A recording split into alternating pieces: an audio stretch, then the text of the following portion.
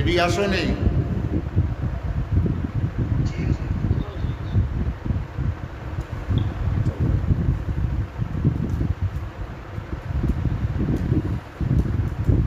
بسم اللہ الرحمن الرحیم الحمد للہ کفا وسلام علی عبادہ الذین اصطفیٰ اما بعد فإن أصدق الحدیث کتاب اللہ وأحسن الهدی هدی محمد صلی اللہ علیہ وسلم وخیر الأمور أوائلها وشر الأمور محدثاتها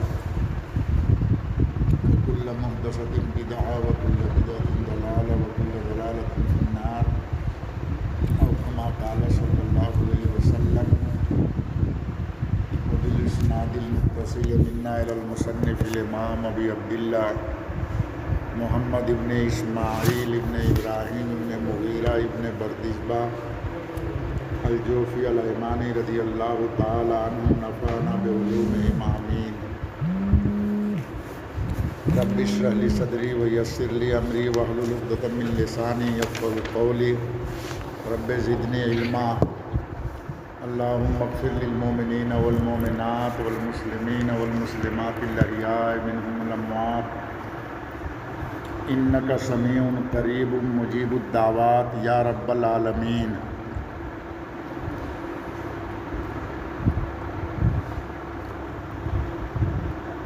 قال ابن شہاب واخبرنی ابو سلمۃ بن عبد الرحمن ان جابر بن عبداللہ الانصاری رضی اللہ تعالی عنہ قال ابن شہاب، یہاں سے امام بخاری رحمۃ اللہ علیہ واقعہ پورا نہیں ہوا تھا اور حضرت عائشہ رضی اللہ تعالیٰ عنہ کی روایت سے ان کے پاس یہیں تک بات پہنچی تھی فترۃ الوحی تک، اور اس کے بعد یہ واقعہ ابھی باقی رہ گیا تو ابن شہاب زہری رحمۃ اللہ علیہ ابو سلمہ ابن عبد الرحمن کے واسطہ سے حضرت جابر کی حدیث نقل کر کے اس قصہ کو پورا کر رہے ہیں۔ ابن شہاب زہری فرماتے ہیں اخبرنی ابو سلمۃ بن عبد الرحمن ان جابر بن عبداللہ الانصاری رضی اللہ عنہ قال، جابر بن عبداللہ الانصاری رضی اللہ تعالیٰ عنہ نے بیان فرمایا اور انہوں نے یہ فرمایا وَهُوَ يُحَدِّثُ عَنْ فَتْرَةِ الْوَحْيِ، اور وہ بیان کر رہے تھے فترۃ الوحی کا واقعہ۔ سورہ اقرا نازل ہو کر اب فترۃ وحی میں نے بتلایا 3 سال تک کے فترۃ وحی رہا، مختلف اقوال ہے، کسی نے 2 سال کہا۔ حضرت مولانا سعید صاحب پالنپوری رحمۃ اللہ علیہ کی رائے یہ ہے کہ 6 مہینے تک فترۃ الوحی رہا۔ کچھ اور محدثین کی رائے ہے کہ چند دنوں تک کے فترۃ الوحی رہا۔ مشہور یہ ہے کہ 3 مہینے تک فترۃ الوحی رہا۔ تو اب اس کے بعد حضرت جابر کی روایت میں آیا وہ فترۃ الوحی کا واقعہ بیان کر رہے تھے۔ ہوا کی ضمیر وَهُوَ يُحَدِّثُ عَنْ فَتْرَةِ الْوَحْيِ، وہ بیان کر رہے تھے فترۃ الوحی کا واقعہ۔ یہ ہوا کی ضمیر کا مصداق حضرت جابر بھی ہو سکتے ہیں کہ حضرت جابر اپنی حدیث میں فترۃ الوحی کا واقعہ نقل کر رہے ہیں، اور دوسرا قول یہ کہ اس کا مصداق خود حضور صلی اللہ علیہ وسلم، کہ اللہ کے نبی صلی اللہ علیہ وسلم خود فترۃ الوحی کا واقعہ بیان کر رہے ہیں۔ فقال فی حدیث ہی، اپنی حدیث میں بیان کیا نبی صلی اللہ علیہ وسلم نے، بینا انا امشی، فترۃ الوحی کے زمانے میں جب وحی آنا بند ہو گیا تو اسی زمانے میں ایک مرتبہ میں راستہ پکڑ کر کے چل رہا تھا، اذ سمعت صوتا من السماء، تو اچانک میں نے آسمان سے ایک آواز سنی، زور سے آواز آئی۔ فرفعت بصری، دائیں بائیں آگے پیچھے دیکھا، کہیں کچھ نظر نہیں آیا، تو اوپر سر اٹھا کر کے دیکھا، تو جب میں نے اپنی نظر اوپر کی طرف اٹھایا تو میں نے دیکھا کہ اذ الملک الذی جاءنی بحرائین، اچانک وہی فرشتہ حضرت جبریل علیہ السلام جو غار حرا میں میرے پاس آئے تھے، جالس علی کرسی بین السماء والارض، وہ ایک کرسی پر بیٹھے ہوئے ہیں، معلق کرسی جو آسمان اور زمین کے بیچ میں لٹکی ہوئی ہے، اس کرسی پر حضرت جبریل علیہ السلام بیٹھے ہوئے ہیں۔ فرعبت منہ، اس کی وجہ سے میرے اوپر ڈر سوار ہو گیا، میں گھبرا گیا، میں ڈر گیا اس کی وجہ سے۔ فرجعت، تو جلدی سے لوٹ کر کے گھر میں آیا اور بیوی سے کہا کہ زملونی زملونی، مجھے کمبل اڑھاؤ، مجھے کمبل اڑھاؤ۔ یہاں پہلے جو آیا تھا کہ غار حرا سے آنے کے بعد اللہ کے رسول صلی اللہ علیہ وسلم نے کمبل اوڑھا تھا، تو اس پر ایک اشکال جواب میں نے بتلایا تھا کہ وحی کے نازل ہونے کے وقت میں تو پسینہ چلتا تھا، اب کمبل اوڑھنا تقاضا کرتا ہے کہ سردی لگ رہی ہے، ان دونوں میں کوئی جوڑ مناسبت سمجھ میں نہیں آئی۔ گرمی جب لگی، پسینہ چلا، تو کمبل کیوں اوڑھیں گے؟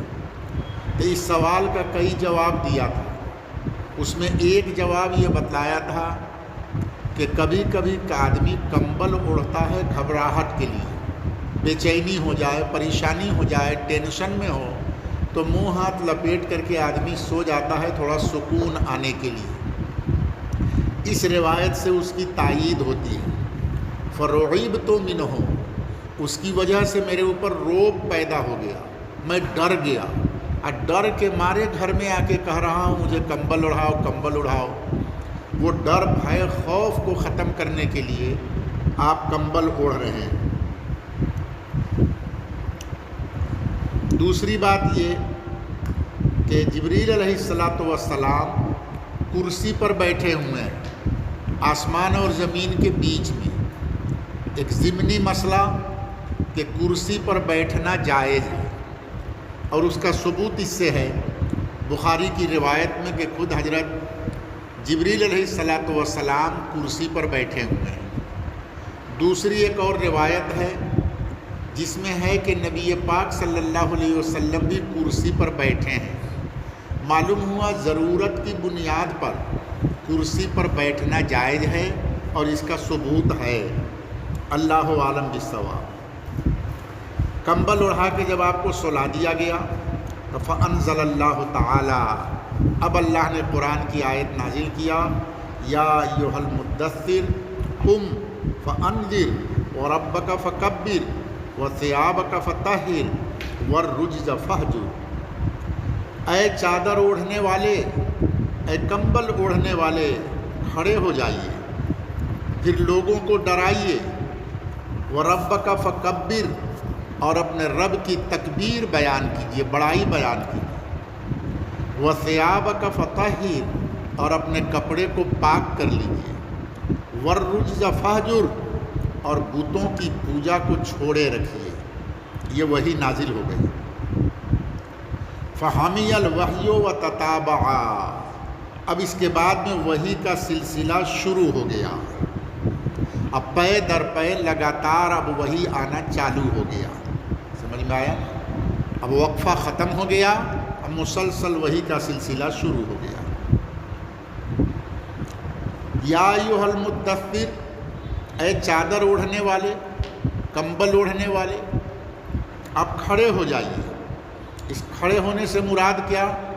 آپ اب تیار ہو جائیے، اب دعوت کا کام کیجیے، تبلیغ کیجیے، دین کو پہنچائیے۔ اب دین کی اور رسالت کی، نبوت کی، توحید کی دعوت کا وقت آ گیا، اب دعوت کا کام کیجیے۔ فانذر، اور لوگوں کو ڈرائیے۔ لوگوں میں انذار کا مطلب کفار کے ساتھ، اور تبشیر کا تعلق مومنین کے ساتھ۔ مومن کو جنت کی بشارت دیجیے، اور کفار کو جہنم سے ڈرائیے۔ دوسری بات، انذار کا معنی ایسا ڈرانا جس ڈرانے کے اندر شفقت اور پیار اور محبت کا معنی پایا جائے۔ ایسا ڈانٹنا، ایسا ڈرانا جس ڈرانے کے اندر پیار، شفقت، محبت ہو، اس ڈرانے کو انذار کہا جاتا ہے۔ عربی میں ڈرانے کے لیے اور بھی لفظ ہے، خوف کے معنی بھی ڈر کے معنی آتا ہے، ہیبت کے معنی بھی ڈر کے معنی، اور خشیت کے معنی بھی ڈر کے معنی۔ یہاں جو انذار استعمال کیا کہ نبی صلی اللہ علیہ وسلم جو امت کو جہنم سے ڈرا رہے ہیں، یہ ایسا نہیں ہے جیسے کوئی ڈکیت بندوق لے کر کے آیا اور تم کو ڈرا کے کہا کہ جیب کا سارا سامان نکال کر کے دو۔ تو یہاں جو ڈرانا ہے یہ خوف والا ہے، اور اللہ کے نبی جو ڈراتے ہیں وہ شفقت والا ہے، پیار سے۔ پیارے بت کی پوجا چھوڑ دو، شرک کو چھوڑ دو، تم جنت میں جاؤ گے، جہنم سے بچ جاؤ گے۔ تو ہر وہ ڈرانا جس ڈرانے کے اندر پیار، شفقت، محبت کا معنی پایا جائے، اس ڈرانے کو کیا بولتے ہیں؟ انذار بولتے ہیں۔ یہ نبی کی صفت ہے، آپ لوگوں کو ڈرائیے۔ وَرَبَّكَ فَكَبِّرْ، اور اپنے رب کی تکبیر بیان کیجیے، اللہ کی بڑائی کو بیان کیجیے۔ ایک اللہ، لا الہ الا اللہ، ایک اللہ، اللہ اکبر، اللہ سے بڑا کوئی نہیں ہے۔ لوگوں نے اپنے دیوی دیوتاؤں، مورتیوں کو اپنا خدا بنا لیا تھا، ان کو بتلائیے کہ سب سے بڑے اللہ تعالیٰ ہیں، اللہ کی بڑائی بیان کی۔ اور بعضوں نے یہ کہا کہ ربک فکبر سے مراد نماز کے اندر تکبیر تحریمہ ہے۔ جب نماز پڑھیے تو تکبیر تحریمہ میں اللہ اکبر، اللہ کی بڑائی بیان کر کے نماز کو شروع کیجیے۔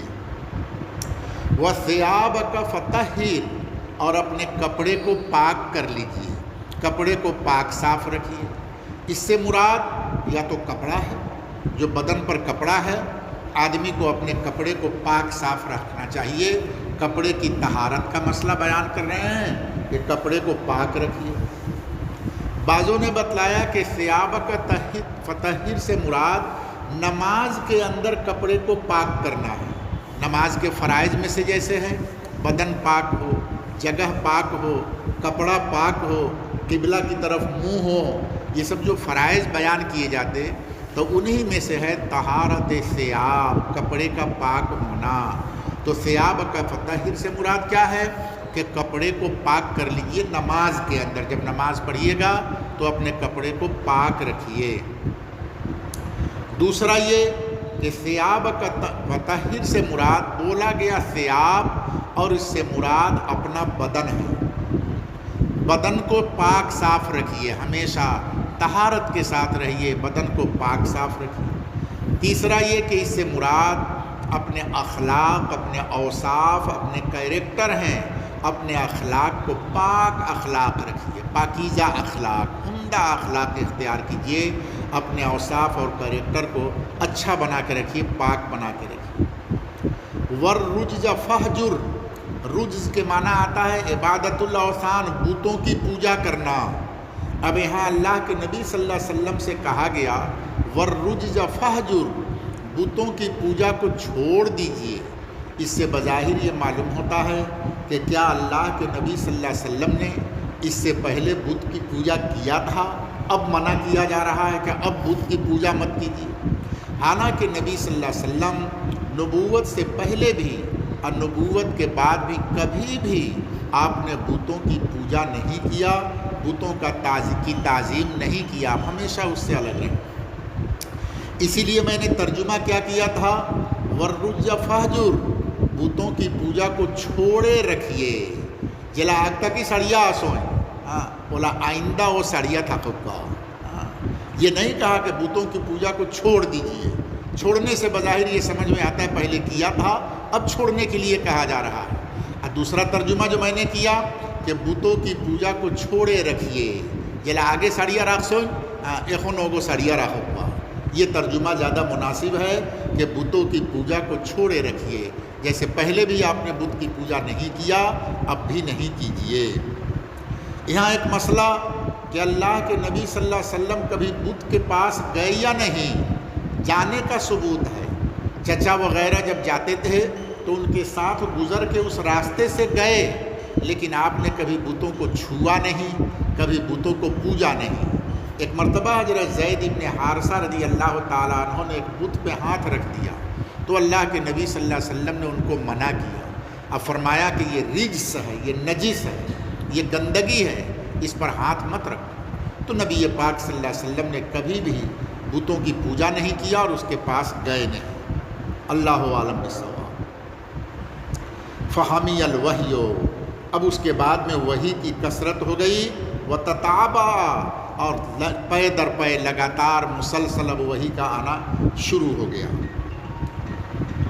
تابعہ عبداللہ ابن یوسف و ابو صالح و تابعہ ہلال ابن رداد عن الزہری، یہ پہلی جگہ آیا۔ کتاب میں دورے کی سب کتابوں میں اس طرح کے الفاظ آئیں گے، ایک جگہ پر مختصراً میں بتلا دیتا ہوں۔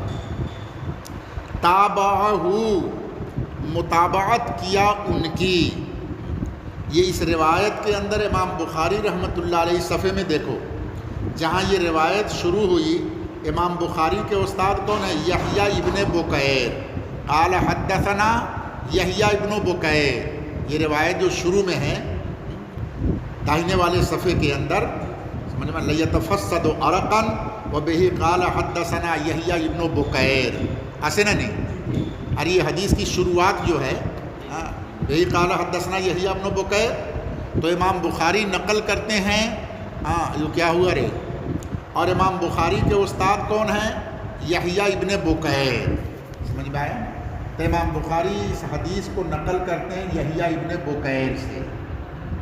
اب تابعہ کے اندر جو ہو ضمیر ہے یہ یحییٰ ابن بکیر کی طرف لوٹ رہی ہے، یہ کس کی طرف لوٹ رہی ہے؟ یحییٰ ابن بکیر کی طرف۔ یحییٰ ابن بکیر اس حدیث کو نقل کرتے ہیں کس سے؟ اخبرنا لیث سے اس حدیث کو نقل کرتے ہیں، تو لیث کے شاگرد ہوئے یحییٰ ابن بکیر، سمجھ میں آیا نا؟ تو جیسے لیث سے یحییٰ ابن بکیر نقل کرتے ہیں، اسی طریقے سے لیث سے عبداللہ ابن یوسف اور ابو صالح بھی نقل کرتے ہیں۔ یہی لیث کے اب 3 شاگرد ہو گئے، ایک شاگرد یحییٰ ابن بکیر جن کی روایت کو امام بخاری نے نقل کیا، اور لیث کے دوسرے شاگرد ہو گئے عبداللہ ابن یوسف، اور تیسرے ساتھی ہو گئے ابو صالح۔ یہ سب کے سب کس سے نقل کرتے ہیں؟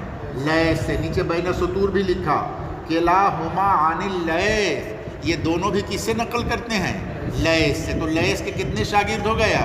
3 شاگرد ہو گئے، یحییٰ ابن بکیر اور عبداللہ ابن یوسف اور ابو صالح۔ امام بخاری نے یحییٰ ابن بکیر کی روایت کو نقل کیا، ان دونوں کی روایت کو نقل نہیں کیا، سمجھ میں آیا؟ یہ دونوں ان کی متابعت کر رہے ہیں، جیسے یحییٰ ابن بکیر نے نقل کیا لیث سے، اسی طریقے سے عبداللہ ابن یوسف بھی نقل کرتے ہیں لیث سے، اور اسی طریقے سے ابو صالح بھی نقل کرتے ہیں لیث سے۔ اس کو متابعت کہا جاتا ہے، اس کو متابعت کہا جاتا ہے۔ متابعت کا معنی کیا؟ کہ ایک شاگرد نے استاد سے جس روایت کو نقل کیا، دوسرے لوگ بھی اسی استاد سے اس روایت کو نقل کرتے ہیں۔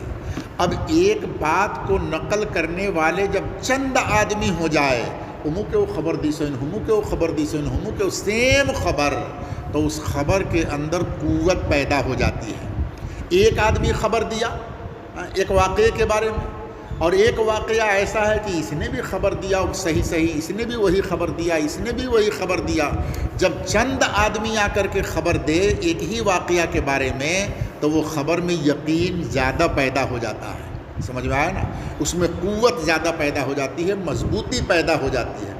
تو متابعت کا فائدہ کیا ہوا؟ روایت کے اندر تقویت پیدا ہونا، روایت میں مضبوطی پیدا ہونا، روایت میں قوت پیدا ہو جانا، کہ اکیلا نقل کرنے والے نہیں، اب ان کے ساتھ تو کئی آدمی مل کر کے اس بات کو نقل کریں، خارے نسا ہوئی تمام، اور ایک آدمی اگر نقل کرے تو اس میں احتمال رہتا ہے۔ اسی لیے محدثین کبھی روایت نقل کر کے اور اس کی مطابقت ذکر کرتے ہیں۔ مطابقت سے مقصود روایت میں قوت پیدا کرنا، مضبوطی پیدا کرنا، پختگی پیدا کرنا، کہ یہ روایت بہت مضبوط ہے، یہ روایت بہت قوی ہے، سمجھ میں آیا؟ ایک بات تو یہ ہو گئی، اس متابعت کا نام متابعات تامہ ہے۔ متابعت کی دو قسمیں ہیں، ایک متابعات تامہ اور ایک متابعات ناقصہ۔ متابعات تامہ کا مطلب ہے کہ کوئی راوی کسی راوی کا شروع سے شریک ہو جائے، شروع سند سے جو شریک ہوگا تو اس متابعت کو متابعات تامہ کہیں گے، اور درمیانے سند سے اگر شریک ہو جائے تو اس کا نام متابعات ناقصہ ہے۔ یہاں پر عبداللہ ابن یوسف اور ابو صالح یہ دونوں نقل کرتے ہیں لیث سے، اور یحییٰ ابن بکیر کے متابع ہیں یہ، تو یحییٰ ابن بکیر تو ایک دم شروع سند میں ہے، امام بخاری کے استاد ہی ہو گئے یحییٰ ابن بکیر، تو شروع سند میں جو ہے یحییٰ ابن بکیر ان کی متابعت کر رہے ہیں، تو ابو صالح اور عبداللہ ابن یوسف شروع سند سے شریک ہیں، اس لیے اس متابعت کا نام کیا ہوگا؟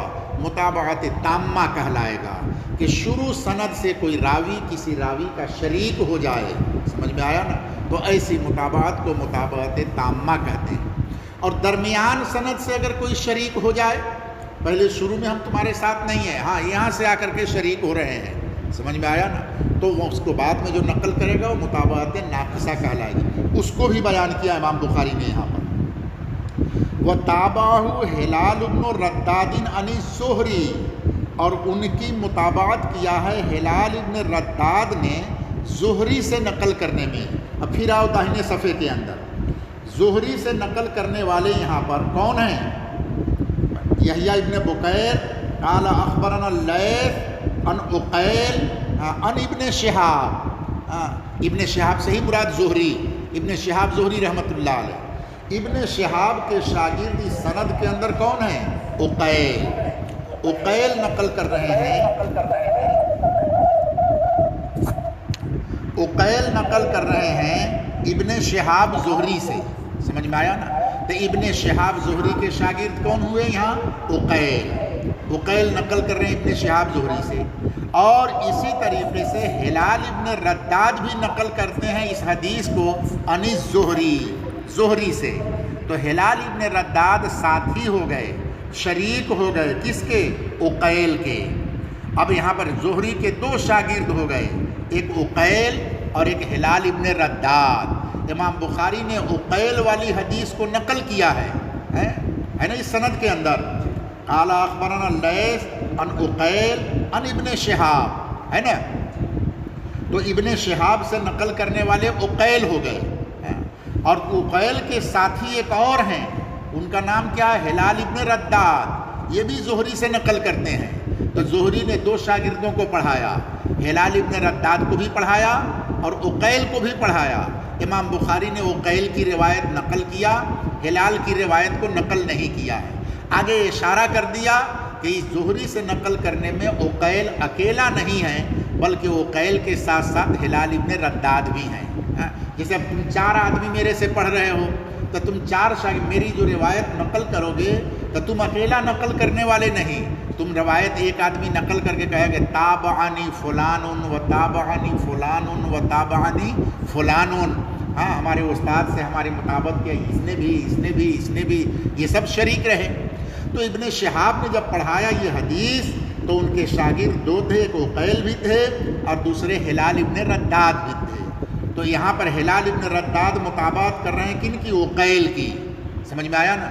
یہ درمیانے سند میں ہو رہا ہے، دو آدمی کو چھوڑ دیا نا، یحییٰ ابن بکیر اور لیث، ان سب کو چھوڑنے کے بعد عقیل میں آ کر کے شریک ہو رہے ہیں، تو درمیانے سند میں آ کر کے شریک ہو رہے ہیں۔ جب درمیانے سند میں شریک ہوا تو یہ مطابقت کیا ہوگی؟ مطابعت ناقصہ۔ تو پہلی مطابعت مطابعت تامہ ہے اور دوسری مطابعت مطابعت ناقصہ ہے۔ وَتَابَعَهُ، اب یہاں پر جو ہو ضمیر ہے یہ کس کی طرف لوٹے گی؟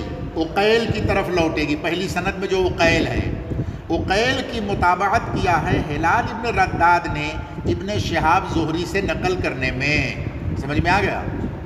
چلو، وقال یونس و معمر بوادرہ، اور یہ روایت یونس اور معمر بھی نقل کرتے ہیں زہری سے، یہ دونوں کے دونوں یونس اور معمر یہ بھی زہری سے اس روایت کو نقل کرتے ہیں۔ اب سمجھ میں آیا کہ زہری سے نقل کرنے والے 4 ہو گئے، عقیل، ہلال ابن رداد اور یونس اور معمر۔ اب 4 شاید تم لوگ بھی 4 پڑھ رہے ہو، تب زہری سے بھی نقل کرنے والے کتنے ہو گئے؟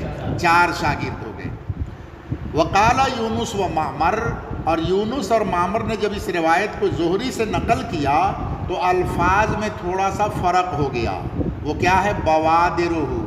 پہلی روایت میں آیا یرجف فؤادہ، حضور صلی اللہ علیہ وسلم غار حرا سے جب لوٹ کر کے آئے مائی خدیجہ کے پاس تو آپ کا دل دھڑک رہا تھا۔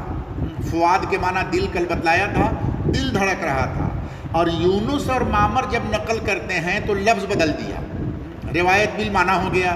پہلے بتلایا تھا کہ روایت بالمعنی کرنا جائے، تو ان کی روایت کے اندر فؤادہ کی جگہ پر بوادرہ ہے کہ اللہ کے نبی صلی اللہ علیہ وسلم کا بادرہ، بوادر بادرہ کی جمع، بادرہ کہتے ہیں یہ گردن، موڈھا اور یہ گردن، ان دونوں کے بیچ کا جو گوشت ہے اس گوشت کو بادرہ بولتے ہیں۔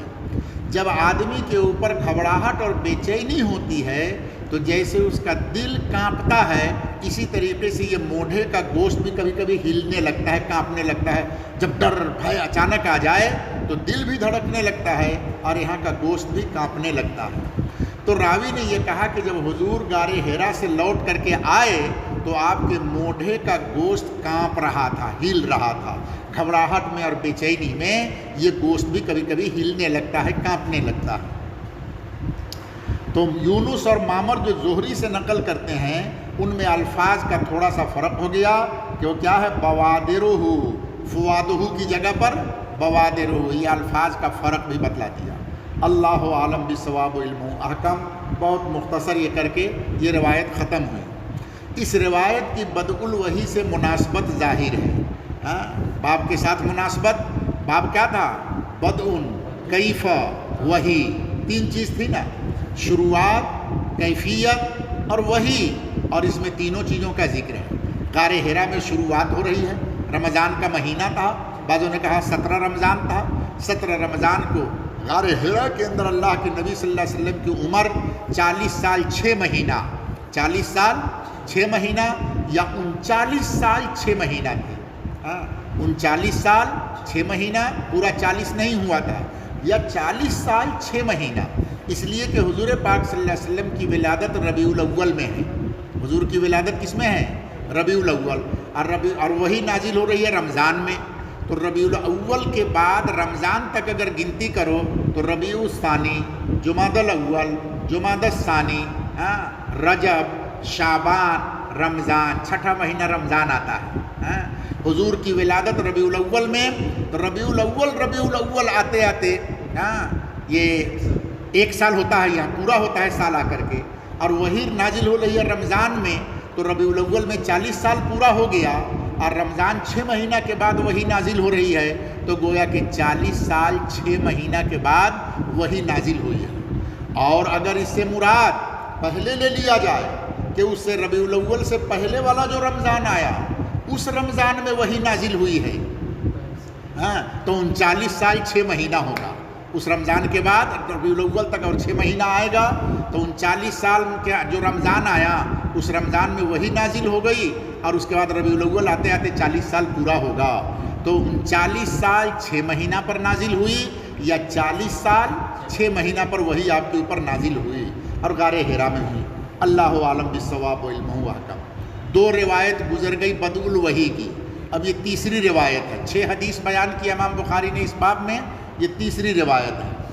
وبه قال حدثنا موسى بن اسماعیل قال اخبرنا ابو عوانة قال حدثنا موسى بن ابی عائشہ قال حدثنا سعید بن جبیر عن ابن عباس رضی اللہ تعالی عنہما فی قوله تعالی لا تحرک به لسانك لتعجل به قال كان رسول اللہ صلی اللہ علیہ وسلم يعالج من التنزيل شدة وكان مما يحرك شفتيه فقال ابن عباس رضی اللہ عنہما فانا احرکهما لك كما كان رسول اللہ صلی اللہ علیہ وسلم يحرکهما وقال سعید انا احرکهما کما رأیت ابن عباس رضی اللہ عنہما یحرکہما فحرک شفتیہ فانزل اللہ تعالی لا تحرک بہ لسانک لتعجل بہ ان علینا جمعہ وقرآنا قال جمعہ لک صدرک وتقرأہ فإذا قرأناه فاتبع قرآنا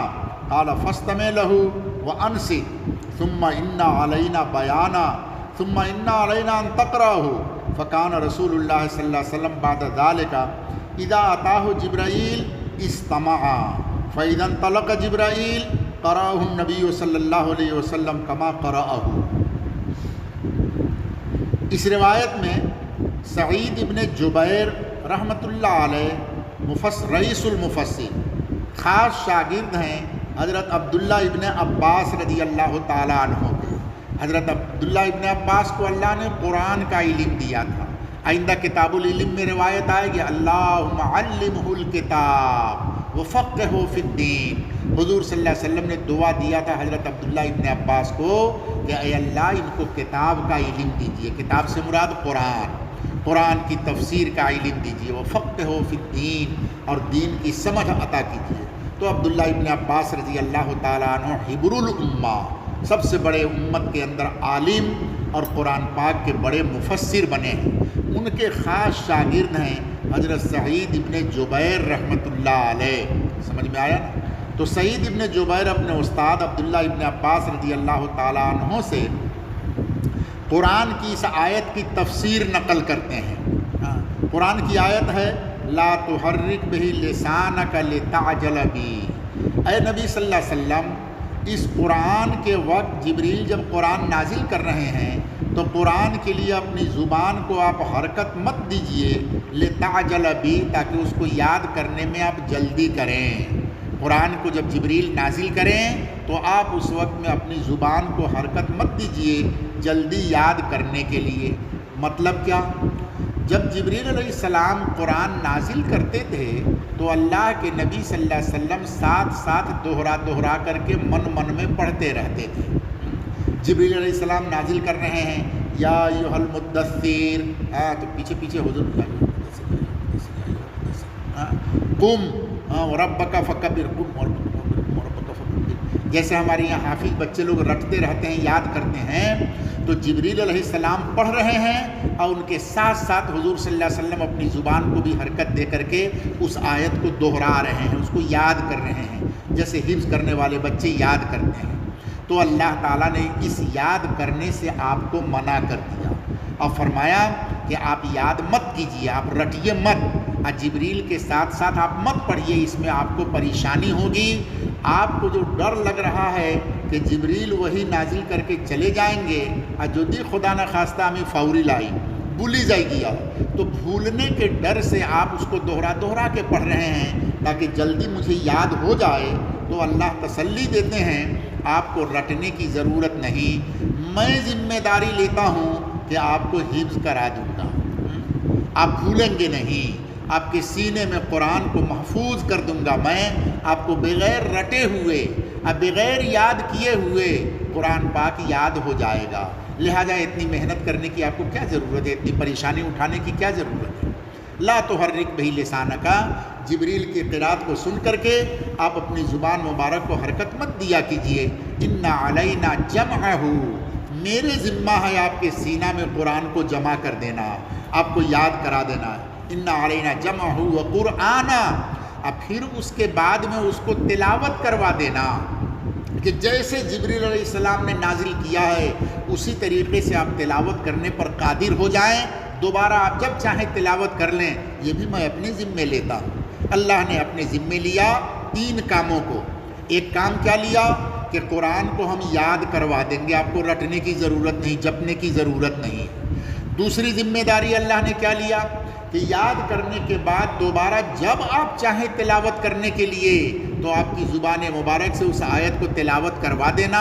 یہ بھی ذمہ داری میری ہے، میں ذمہ داری لیتا ہوں، میں آپ سے پڑھوا دوں گا، پڑھنے میں کوئی پریشانی آپ کو نہیں ہوگی۔ تیسری ذمہ داری آگے آ رہی ہے ثم ان علینا بیانا، پھر اس قرآن کی تفسیر اور اس کا مطلب بھی سمجھا دینا میرے ذمے ہے کہ اس آیت کا کیا مطلب ہے، اس آیت کی کیا تفسیر ہے، وہ تفسیر سمجھانا بھی میرے ذمے ہے۔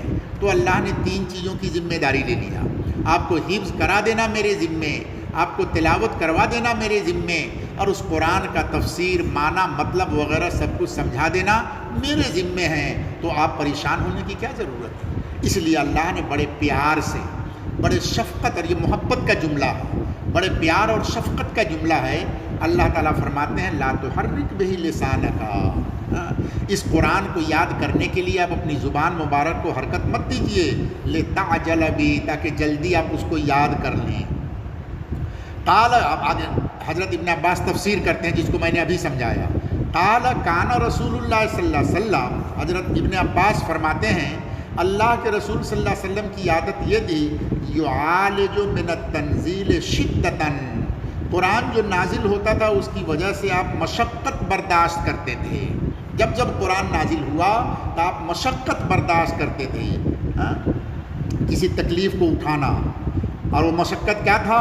وَكَانَ مِمَّا يُحَرِّكُ شَفَتَيْهِ، ان مشقت کی باتوں میں سے کیا تھی کہ آپ نے اپنے ہونٹ کو حرکت دیا کرتے تھے۔ جبریل بھی پڑھ رہے ہیں، ایک طرف سن بھی رہے ہیں اور ایک طرف دہرا کر کے اپنے ہونٹ کو حرکت دے رہے ہیں۔ کان مما یحرک شفتہ، اسی مشقت میں سے یہ ہے کہ آپ اپنے ہونٹ مبارک کو حرکت دیا کرتے تھے۔ یہاں ایک نکتہ سنتے چلو، اللہ تعالیٰ جب بیان کر رہے ہیں، النبی صلی اللہ علیہ وسلم کو سمجھا رہے ہیں، تو فرماتے ہیں کہ لا تحرک بہ لسانک، اب اپنی زبان کو حرکت مت دیجیے۔ ابن عباس جب تفسیر کرتے ہیں تو کیا کہتے ہیں؟ یحرک شفتہ، شفا کے معنی ہونٹ۔ تجوید کی کتاب پڑھو گے اس میں آئے گا کہ کچھ حروف شفویہ کہلاتے ہیں، وہ حروف جن کو ہونٹ سے ادا کیا جاتا ہے، ایسے حروف کو کیا بولتے ہیں؟ حروف شفویہ۔ تب پورا قرآن کے اندر تو حروف شفویہ ہی نہیں ہیں، دوسرے حروف بھی تو ہیں، سب حروف تو حروف شفویہ نہیں ہیں، حروف حلقی ہے، حروف شفویہ تو نہیں ہوا یہ، وہ حلق سے ادا ہوتے ہیں۔ بعض حروف زبان سے ادا ہوتے ہیں، بعض حروف اقصائے زبان سے، وسط زبان سے، کنارے زبان سے ادا ہوتے ہیں، سب حروف تو شفوی نہیں ہیں۔ لہذا ابن عباس جو کہتے ہیں کہ حضور صلی اللہ علیہ وسلم ہونٹ کو حرکت دیتے تھے اور اللہ کہتے ہیں کہ زبان کو حرکت دے رہے تھے، ان دونوں میں فرق یہ ہے کہ اصل میں زبان کی حرکت تو اندر ہے اور اللہ اندر باہر دونوں کو جانتے ہیں۔ حضور صلی اللہ علیہ وسلم جب زبان کو حرکت دے دے کے پڑھتے تھے تو اللہ دیکھ رہا ہے، اور حضرت ابن عباس رضی اللہ تعالیٰ عنہ تو انسان ہیں، بترے بترے منہ بند ہو رہا جدی زبان دیا کو حرکت ہو رہا کچھ پھوڑا تاخے تو باہر والا آدمی سمجھ پائے گا، باہر والے کو تو ہونٹ نظر آئے گا، ہونٹ باہر کی چیز ہے، جب اس میں حرکت ہوگی تو باہر والا دیکھے گا۔ اب منہ بند کر کے بترے بترے تمہارے گلیار بترے بترے ذکر کرے، بترے بترے دعا کرے، خیز آنے کی کتاب ہو رہی، لیکن اللہ تو جان رہا ہے، اللہ اندر کو بھی جانتا ہے، اللہ باہر کو۔ اس لیے جب اللہ بول رہے ہیں تو اللہ زبان کی بات بول رہے ہیں، لا تحرک بہ لسانک۔ ابن عباس انسان ہیں، جب یہ بول رہے ہیں تو ان کو زبان کا پتہ نہیں ہے کہ اندر میں کیا زبان کر رہا ہے نہیں کر رہا ہے، ان کو ہونٹ کا پتہ ہے۔ اس لیے حضرت ابن عباس نے کیا کہا؟ یحرک شفتہ، اللہ کے رسول صلی اللہ علیہ وسلم اپنے ہونٹ مبارک کو، دونوں ہونٹوں کو حرکت دیتے۔ فقال ابن عباس رضی اللہ عنہما فانا احرکہما لکا، اپنے شاگرد سعید ابن جبیر سے فرماتے ہیں کہ میں تم کو لطیفہ بتلاتا ہوں کہ میں تمہارے سامنے بھی اپنے دونوں ہونٹوں کو حرکت دیتا ہوں جیسا کہ اللہ کے نبی صلی اللہ علیہ وسلم نے اپنے دونوں ہونٹوں کو حرکت دیا۔ ایک تو زبان سے سمجھایا کہ حضور صلی اللہ علیہ وسلم تلاوت کرتے رہتے تھے، ہونٹ کو حرکت دیتے تھے، تو ابن عباس نے اپنے شاگرد حضرت سعید ابن جبیر سے کہا اللہ کے نبی صلی اللہ علیہ وسلم کس طرح سے حرکت دیتے تھے، আমি আমার ہوंठ রে حرکت دیا تمہارے پریکٹیکل دکھائیا دلایا۔ تو انہوں نے فرمایا حرکت دیا اپنی زبان کو اور کہا دیکھو ہماری طرف، اور کیا پڑھا؟ یا ایھا المدثر قم فانذر وربک اقرأ باسم ربک الذی خلق، خلق الانسان من علق۔ اپنے ہونٹ کو ابن عباس حرکت دے رہے ہیں اور سعید ابن جبیر دیکھ رہے ہیں۔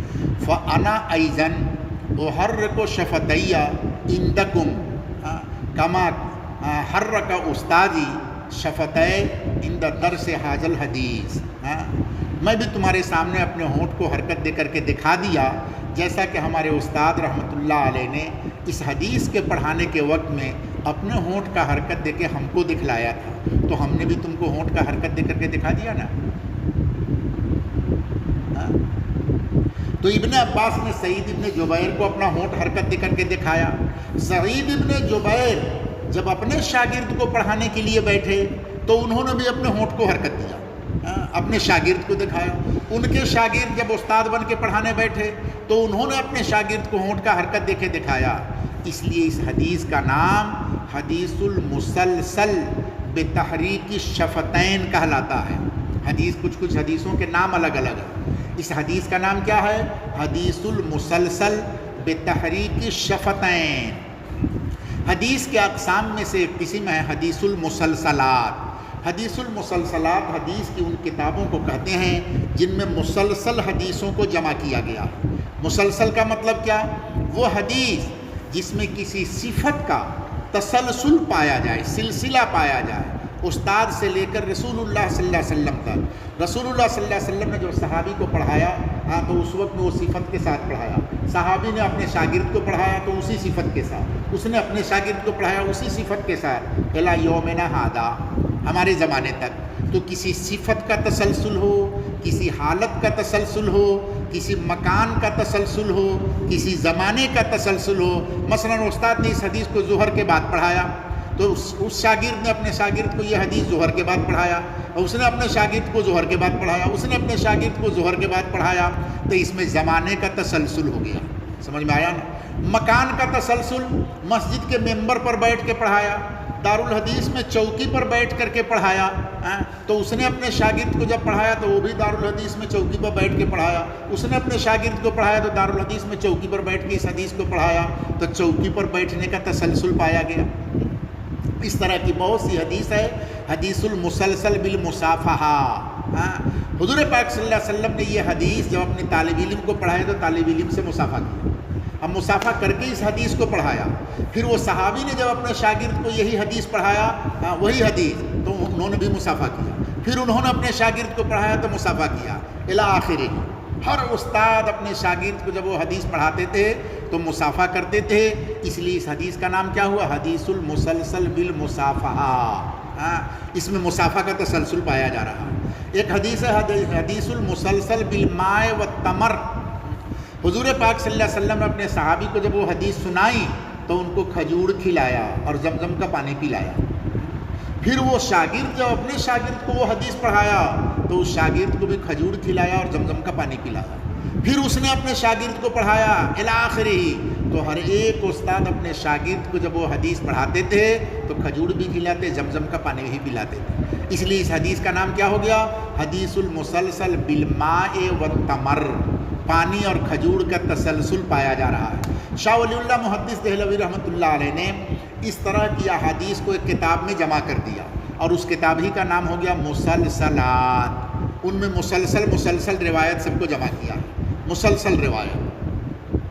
حضرت شیخ زکریا صاحب رحمۃ اللہ علیہ کے زمانے میں، الشیخ یونس صاحب رحمۃ اللہ علیہ کے زمانے میں مظاہر علوم میں حضرت شیخ جب مدینہ منورہ سے تشریف لاتے تھے تو مسلسلات کا سبق ہوتا تھا۔ ایک دن میں بیٹھ کے، جمعہ کے دن صبح سے بیٹھ کر کے، اور جمعہ سے پہلے پوری کتاب ختم ہوتی تھی، حضرت بیٹھتے تھے، اور اس زمانے کے دارالعلوم کے تمام طلبہ، اساتذہ، مظاہر علوم کے تمام ہندوستان کے بڑی بڑی جگہ سے لوگ اور بدیش کے بھی لوگ آتے تھے حضرت شیخ سے مسلسلات کی حدیث پڑھ کر حدیث کی سند لینے کے لیے۔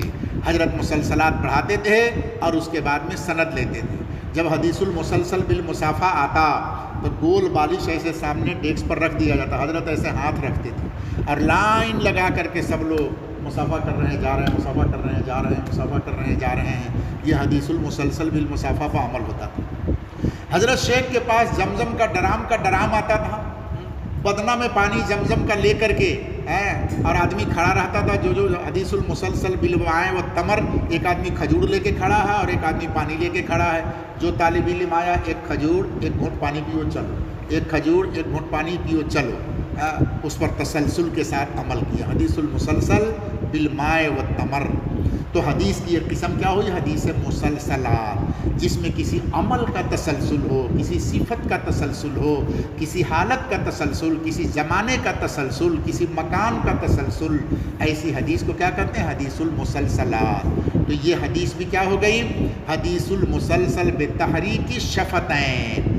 حضور جب حدیث کو جبریل کی سنتے تو ہونٹ کو حرکت دیتے تھے۔ ابن عباس نے بھی اپنے ہونٹ کو حرکت دیا، سعید ابن جبیر نے بھی اپنے ہونٹ کو حرکت دیا، ان کے شاگرد بھی جب حدیث پڑھایا تو ہونٹ کو حرکت دے کے طالب علم کو بتایا۔ اور تم کو میں نے بتلایا کہ میرے استاد شیخ یونس صاحب رحمۃ اللہ علیہ نے جب یہ حدیث پڑھائی تو حضرت نے بھی اپنے ہونٹ کو ہلا کر کے ہم لوگوں کو دکھایا، اور آج میں نے بھی اپنا ہونٹ ہلا کر کے تم لوگوں کو دکھا دیا۔ تم لوگ بھی جب محدث بن کے یہ حدیث پڑھاؤ گے اور اس حدیث پہ آؤ گے تو تمہارا ہونٹ لڑیا لڑیا نجور طالب علم نے دیکھے۔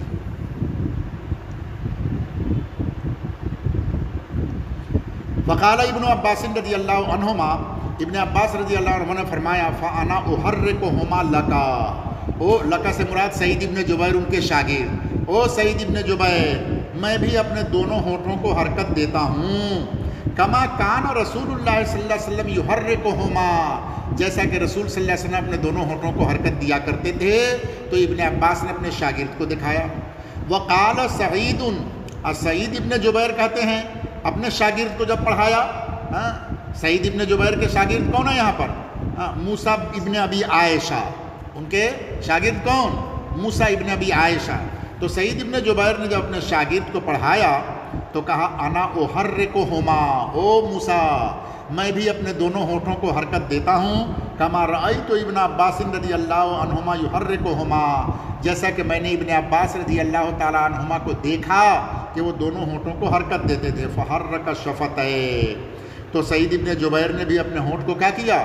حرکت دیا، اپنے شاگرد کو دکھایا۔ نیچے بین سطور لکھا ہے ھذا الحدیث تسمى المسلسل بتحریک الشفا یا شفتین، اس حدیث مسلسل ہے تحریک الشفتین کے ساتھ، ہر استاد اپنے شاگرد کو ہونٹ کی حرکت دے دے کر کے دکھلایا ہے۔ یہاں ایک لفظ دیکھ لو کہ ابن عباس رضی اللہ تعالیٰ عنہ جب بولتے ہیں تو اپنے شاگرد سے کہا کہ فقال ابن عباس رضی اللہ عنہما فانا احرکہما لکا کما کان رسول اللہ صلی اللہ علیہ وسلم یحرکہما، جیسا کہ حضور حرکت دیتے تھے ایسے ہی میں تم کو حرکت دے رہا ہوں۔ کس کو سنایا؟ سعید ابن جبیر کو۔ سعید ابن جبیر جب موسیٰ ابن ابی عائشہ اپنے شاگرد کو سناتے ہیں تو وہاں کیا کہتے ہیں؟ کما رأیت ابن عباس یحرکہما، میں نے ابن عباس کو دیکھا ہے حرکت دیتے ہوئے۔ ابن عباس نے یہ جملہ نہیں کہا کما رأیت رسول اللہ صلی اللہ علیہ وسلم یحرکہما، بلکہ وہاں کیا کہا؟ کما کانا، کما رأیت رسول اللہ۔ ابن عباس نے رسول اللہ کو حرکت دیتے ہوئے نہیں دیکھا، لیکن سعید ابن جبیر نے ابن عباس کو حرکت دیتے ہوئے دیکھا۔ اور ابن عباس نے کیوں نہیں دیکھا؟ اس لیے کہ یہ واقعہ جو پیش آیا یہ تو شروع وحی میں پیش آیا، اور شروع وحی میں ابن عباس پیدا بھی نہیں ہوئے تھے، تو انہوں نے حضور کو دیکھا کیسے؟ حضور صلی اللہ علیہ وسلم کے انتقال کے سال حضرت ابن عباس کی عمر ابھی قریب البلوغ تھے، بالغ بھی نہیں ہوئے تھے۔ تو حضور کا انتقال 10 ہجری میں ہو رہا ہے، مدینہ منورہ کے اندر 11 ہجری میں، 10 سال مدینہ منورہ کے رہے، 11 کا جب ربیع الاول آیا، محرم صفر ربیع الاول میں انتقال ہو رہا ہے، سمجھ میں آیا نا؟ اور اس وقت میں حضرت ابن عباس کہتے ہیں قد ناہست الاحتلام، میں بالغ ہونے کے قریب ہوا تھا حجۃ الوداع کے اندر، ذی الحجہ میں حجۃ الوداع ہوا، اب محرم صفر ربیع الاول میں حضور کا انتقال ہو رہا ہے۔ تو حج کے موقع پر ابھی بالغ بھی نہیں ہوئے، 12-14 برس کے ہیں حضرت ابن عباس۔ اور یہ وحی کا جو واقعہ پیش آیا 13 سال تو مکہ کی وحی کا زمانہ اور 10 سال مدینہ کی وحی کا زمانہ ہے، اور ابن عباس ابھی تک کے بالغ بھی نہیں ہوئے ہیں۔ معلوم ہوا ابتدائی وحی میں جو حضور ہونٹ کو حرکت دیتے تھے تو اس وقت تک تو ابن عباس پیدا بھی نہیں ہوئے، انہوں نے حضور کے ہونٹ کے حرکت کو دیکھا کہاں؟ ہاں سنا دوسروں سے، وہ سن کر کے نقل کر رہے ہیں روایت کو، اس لیے ابن عباس کہتے ہیں کما کانا۔ اور سعید ابن جبیر کے سامنے جب ابن عباس بیان کرتے ہیں تو جیسے تم شاگرد سامنے بیٹھے ہو، سعید ابن جبیر بھی سامنے بیٹھے تھے، ابن عباس پڑھ کے سنا رہے تھے تو وہ دیکھ رہے تھے، اس لیے سعید ابن جبیر نے کہا ہم نے تو اپنے استاد کو دیکھا ہے حرکت دیتے ہوئے، اس لیے رائتوں کا لفظ کہا۔ فانزل اللہ تعالیٰ، پھر اللہ تعالیٰ نے نازل کیا یہ آیت لا تحرک بہ لسانک لتعجل بہ، ہاں اپنی زبان کو حرکت مت دیجیے کہ جلدی یاد کر لیں گے، ان علینا جمعہ و قرآنہ، ہمارے ذمہ ہے اس قرآن کو آپ کے سینے میں جمع کر دینا، وہ قرآنہ، اور اس کو پڑھا دینا۔ اس کی تفسیر کرتے ہیں، جمع اور قرآن دونوں کی تفسیر کرتے ہیں ابن عباس، کہتے ہیں کیا جمع لک صدرک، اس قرآن کو آپ کے سینے میں جمع کر دینا، یعنی آپ کو حافظ بنا دینا، یاد کر دینا۔ اب قرآن کا تفسیر کیا تقرؤہ، اس کے بعد جب امت کے سامنے آپ تلاوت کرنے کے لیے جائیں تو آپ کی زبان مبارک سے تلاوت بھی کروا دینا ہمارے ذمے۔ میں نے 3 بات بتلایا نا، حافظ بنا دینا، قرات کروا دینا، اور آگے ایک اور آ رہا ہے فَإِذَا قَرَأْنَاهُ فَاتَّبِعْ قُرْآنَهُ، جب ہم اس کی تلاوت کریں تو آپ اس کی اتباع کیجئے۔ جب ہم تلاوت کریں تو اللہ تو تلاوت نہیں کر رہے ہیں، کون کر رہے ہیں؟ جبریل، اللہ کے جبریل کے واسطہ سے اللہ تلاوت کر رہے ہیں۔ فَإِذَا قَرَأْنَاهُ، پھر جب ہم جبریل کے واسطہ سے تلاوت کریں تو فَاتَّبِعْ قُرْآنَهُ، ہمارے قرآن کی آپ اتباع کیجئے۔ فَاتَّبِعْ قُرْآنَهُ کا مطلب کیا ہے؟ تفسیر کرتے ہیں فَاسْتَمِعْ لَهُ، آپ خاموش ہو کر کے اس کو سنیے، وَأَنصِتْ، خاموش رہیے، ثُمَّ إِنَّ عَلَيْنَا بَيَانَهُ، یہ تیسرا مطلب آ گیا، تیسری ذمہ داری، پھر ہمارے ذمے ہے اس کو بیان کر دینا، ہمارے ذمے ہے اس کو بیان کر دینا۔ بیانہ کا 2 تفسیر کیا ہے، ایک تفسیر کرتے کا اِنَّ عَلَيْنَا أَن تَقْرَأَهُ، ہمارے ذمے ہے دوبارہ آپ کو اس کا تلاوت کروا دینا، جیسے آپ یاد کر لیا دوبارہ تلاوت کروا دینا ہمارے ذمے۔ بیان سے مراد یہاں پر دوبارہ تلاوت کروا دینا، ایک مطلب۔ اور دوسرا مطلب بیانہ کا ہے تفسیر، قرآن پاک کے معنی اور مطلب کو سمجھا دینا اور اس کی تفسیر کروا دینا۔ بیان کے معنی واضح کرنا، تفسیر کر دینا، یہ ذمہ داری بھی اللہ نے لے لیا۔ اسی لیے کسی بھی حدیث میں نہیں آیا کہ حضور پاک صلی اللہ علیہ وسلم نے کسی آیت کا ترجمہ اور مطلب جبریل سے سوال کر کے پوچھا ہو۔ کبھی حضور نے جبریل سے کوئی تفسیر نہیں پوچھا، کوئی ترجمہ نہیں پوچھا، کیوں؟ اس لیے کہ اللہ نے تفسیر کی ذمہ داری لے لیا، میں سمجھا دوں گا تفسیر آپ کو۔ تو دوسرا مطلب یہ ہے کہ ہمارے ذمے ہے اس کی تفسیر کرا دینا۔ فکان رسول اللہ صلی اللہ علیہ وسلم بعد ذالک، حضور صلی اللہ علیہ وسلم کی عادت اس کے بعد میں ہو گئی، اذا اتاہ جبرائیل، جب جبریل وحی لے کر کے آتے تھے تو استمع، خاموش ہو کر کے چپ چاپ سنتے رہتے تھے۔ فَإِذَا انطَلَقَ جبرائیل، پھر جب وحی نازل کر کے جبریل چلے جاتے تھے تو قرأہ النبی صلی اللہ علیہ وسلم کما قرأہ، حضور اس کی تلاوت اسی طرح سے کر لیتے تھے جیسا کہ جبریل علیہ السلام نے تلاوت کیا، قرآن بھی آپ کو یاد ہو گیا۔ تو یہ تینوں ذمہ داری اللہ نے لے لیا، آپ کو حافظ بنا دینا، اس کی دوبارہ تلاوت کروا دینا، اس کا تفسیر ترجمہ مطلب آپ کو سمجھا دینا، یہ تینوں ذمہ داری اللہ لے لیا۔ اس روایت کو باب سے مناسبت کیا ہے؟ باب سے مناسبت کہ اس میں ابتدائے وحی کا تذکرہ ہے۔ ابتدائے وحی میں حضور صلی اللہ علیہ وسلم کی کیفیت کیا تھی کہ یاد کرنے کے لیے آپ جلدی جلدی یاد کرتے تھے، اس جلدی جلدی یاد کرنے سے آپ کو منع کیا گیا۔ یہ حالات ابتدائے وحی میں تھا، اب بعد میں یہ حالات نہیں رہے، جب اللہ ذمہ داری لے لیا تو اب آپ کو زیادہ زیادہ رٹنے کی ضرورت نہیں، یاد کرنے کی ضرورت نہیں۔ اللہ عالم بالصواب۔ الحمدللہ۔